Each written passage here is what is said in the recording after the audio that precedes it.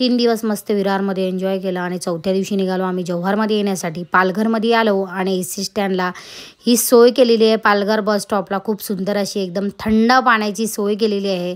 Any time तुम्हाला इथे 24 तास थंड पाणी मिळेल। खूप मला आवडली इथली सोय। मग नंतर आम्ही आलो नाश्ता घेण्यासाठी। मग फायनली जव्हारमध्ये पोहोचलो आणि भाई या दोघींचा आनंद बघा किती गगनात मावेन असा झाला आहे।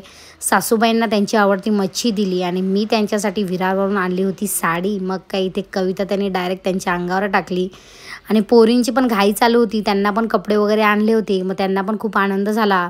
तसंच मस्त आराम केला दिवसभर, खूप थकवा आला होता। मग संध्याकाळी फ्रेश झाली आणि दोघींना पण आउटसाईडला घेऊन आली होती निवांत असं फिरायला। घरी आली आणि मस्तपैकी मुगाची भजी बनवली होती गरम गरम, ती खाल्ली।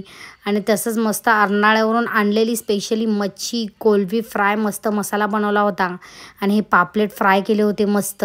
केतन आला दुकान बंद करून आणि थंडा पण आणला होता त्यावेळेस। मस्त थंडा आणि एकदम फुल नॉनव्हेजचा बेत, मजा आली होती जेवायला। आणि ह्या